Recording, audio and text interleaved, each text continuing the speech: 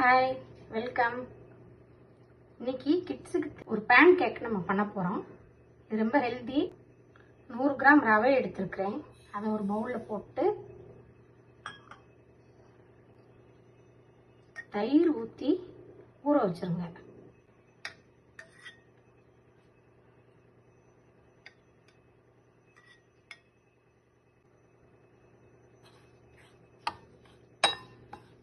இது நல்லா ஊறணும்.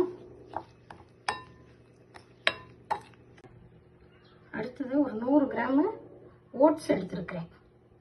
அந்த ஓட்ஸை ஒரு மிக்ஸி ஜாரில் போட்டு பொடி பண்ணி வச்சுக்கலாம். பொடி பண்ணி இந்த ரவையோட ஆட் பண்ணிக்கோங்க. உங்ககிட்ட ஓட்ஸ் இல்லைன்னா அவல் போட்டுக்கலாம், வெள்ளை அவல் போட்டுக்கலாம்.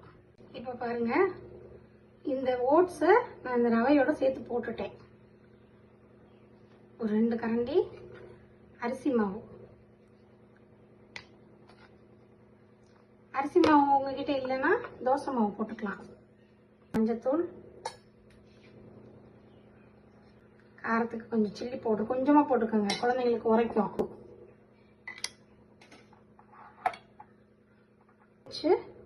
பேக்கிங் சோடா, கேரட்டும் கேப்சிகமும் ரொம்ப பொடிசா கட் பண்ணி வச்சிருக்கேன், அதையும் போட்டுக்கோங்க. பாருங்க, கேரட் கேப்சிகம் போட்ட பிறகு ஒரு முட்டையை உடைச்சு ஊற்றி இருக்கிறேன். இது என்னன்னா மல்லித்தலை, கருவேப்பிலை, கொஞ்சம் சீரகம், பச்சை மிளகாய் வேண்டாலும் போட்டுக்கோங்க, நான் போடலை.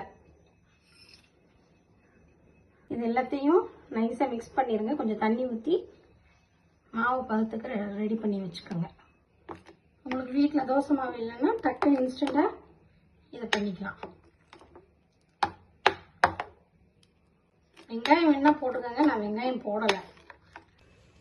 நல்லெண்ணெய் கொஞ்சம் போட்டுக்கோங்க.